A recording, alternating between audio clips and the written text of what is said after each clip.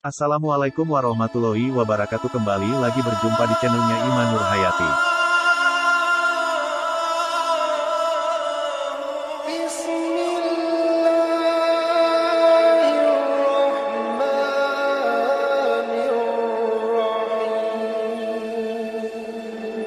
Pernahkah Anda membayangkan di mana ruh manusia berada sebelum ditiupkan ke rahim seorang wanita bernama ibu? Pada awalnya, ruh manusia berada di alam rohani.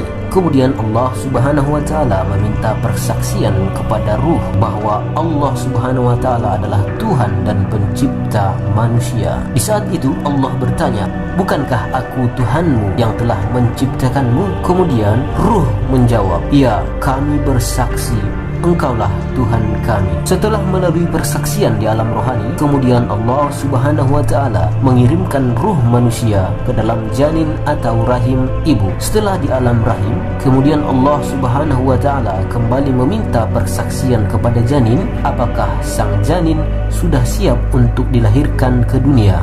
Allah Subhanahu wa Ta'ala kemudian berdialog dengan janin, "Apakah kamu siap dengan rezekimu?" Janin menjawab, "Ya, saya siap." Kemudian Allah bertanya lagi, "Apakah kamu siap dengan jodohmu?" Kemudian janin menjawab, "Ya, saya siap." Allah kembali bertanya, "Apakah kamu siap dengan umur dan waktu ajalmu?" Kemudian janin menjawab, "Ya, kami siap." Berbagai macam pertanyaan yang diajukan kepada janin semua dijawab dengan siap, seperti pertanyaan-pertanyaan sebagai berikut. Allah bertanya, "Apakah kamu siap dijadikan sebagai laki-laki?"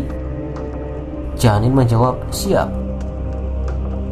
Allah kembali bertanya, "Apakah kamu siap dengan hidup kaya?" Janin kembali menjawab, "Iya, saya siap."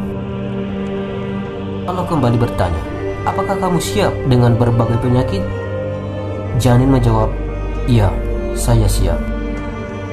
Semua dialog antara Allah dengan janin sudah terekam dalam persaksian dialog antara Allah Subhanahu wa Ta'ala dengan janin yang nanti di dunia akan menjadi takdir. Dalam istilah kedokteran disebut dengan istilah deoksiribonucleic acid atau DNA, seperti warna kulit, golongan darah, warna rambut, bentuk tubuh, sidik jari, dan lain sebagainya. Dan jika direkam dalam buku, maka hasilnya bisa mencapai 15 juta lembar. Semua akan dipertanyakan dan dijawab siap oleh janin. Jika janin menjawab siap, maka janin akan lahir dengan selamat. Jika janin menjawab tidak siap, maka janin akan keguguran atau tidak siap menerima keputusan yang dibacakan kepadanya. Kapankah ruh ditiupkan kepada janin? Ruh ditiupkan ke dalam janin di saat janin berusia 4 bulan. Allah Subhanahu wa Ta'ala berfirman dalam Quran surah Sad ayat 72.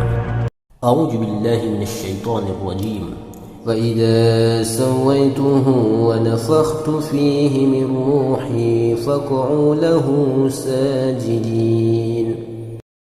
Kemudian apabila telah aku sempurnakan kejadiannya dan aku tiupkan roh atau ciptaanku kepadanya, maka tunduklah kamu dengan bersujud kepadanya.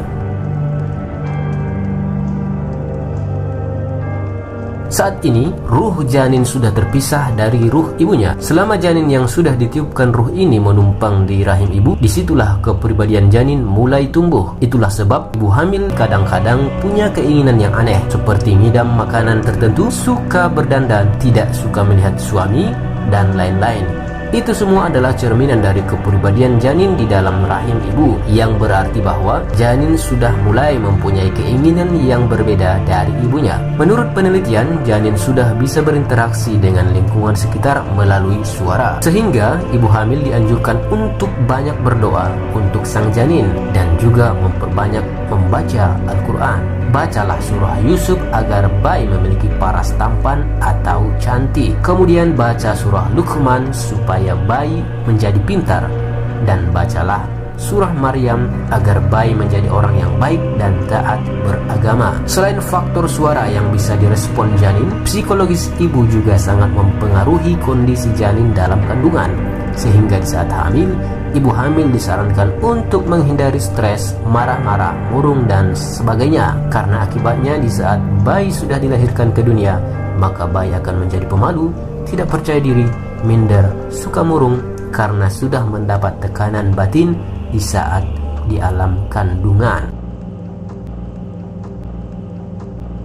Demikianlah informasi seputar perjalanan ruh saat ditiupkan ke dalam janin. Semoga dapat menjadi motivasi dan meningkatkan keimanan dan rasa syukur kita kepada Sang Pencipta, Allah Subhanahu wa Ta'ala. Wassalamualaikum warahmatullahi wabarakatuh.